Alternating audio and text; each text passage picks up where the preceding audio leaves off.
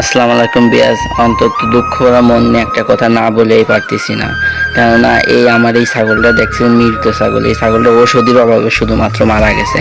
দোকানপাট বন্ধ ছিল, সেই জন্য আমি ওষুধ কিনতে পারিনি। সেই ওষুধের অভাবে শুধু আমার এই ছাগলটা মারা গেছে। এই আন্দোলনকারী খানকির বাচ্চাদের জন্য এই খানকির বাচ্চাদের আন্দোলনই শেষ হয় না। খানকির বাচ্চারা টাকা খায় খেয়ে দেশের অর্থনীতি ধ্বংস করতেছে, আর দেশের সাধারণ মানুষের ভোগান্তি দিচ্ছে এই খানকির বাচ্চারা। তোরা তো টাকা খেয়ে খেয়ে আন্দোলন করতেছি, আর আমাদের মতন সাধারণ মানুষজন ভোগান্তিতে পড়তেছে।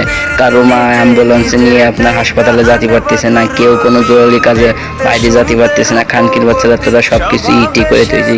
যাই হোক ভাই, এখন আমার মূল বিষয় হলো আমার এই ছাগলটা যেহেতু মারা গেছে, আমি সিদ্ধান্ত নিয়েছি যেহেতু পোষা প্রাণী, ওরে আমি মাটি দেবো। তাই আমি নিজে নিজে কবর খুঁজে মাটি দেওয়ার সিদ্ধান্ত নিলাম। তাই তারপরে বৃষ্টি মাথায় নিয়ে আমি আমার ছাগলটার মাটি দেওয়ার কাজ শুরু করলাম। আপনারা দেখতেছেন তো, দেখেনি যে স্রোতের বিপরীতে কেউ যায় না, স্রোতের সাথে তাল মিলিয়ে সবাই চলে। কারণ এই আন্দোলনকারীরা যে ওরাই আন্দোলন করে যে দেশটার গোয়া মারতেছে, এটা কেউ কখনো বলে না। কিন্তু স্রোতের সবাই স্রোতের বিপরীতে গেলে অনেক কষ্ট হয়, এই জন্য কেউ স্রোতের বিপরীতে যেতে চায় না।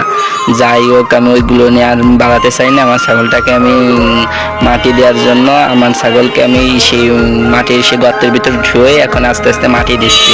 আর আমার ভিতরের কলিজা ছিঁড়ে যাচ্ছে যে আজকে স্বাধীন দেশে এই আন্দোলনকারী শালার জন্য আমার প্রাণী, আজকে একটা আমার অবলা প্রাণী মারা গেল। আমার অর্থ গেল, দেখেন রক্ত গেল, এদের দিয়ে অর্থ গেল, এদের দিয়ে চোখে রক্ত কাটছে। এই আবহাওয়া অনেক খারাপ, এই খারাপের ভিতরে বৃষ্টি হচ্ছে প্রচুর বেগে। এই বৃষ্টির ভিতরে আমি মাটি দেওয়ার কাজ সম্পন্ন করলাম, যেহেতু আমার নিজের পোষা প্রাণী অনেক কষ্ট হচ্ছে। তারপর এই আন্দোলনকারীদের কি বলবো, আমার বলার ভাষা নাই। ভালো থেকে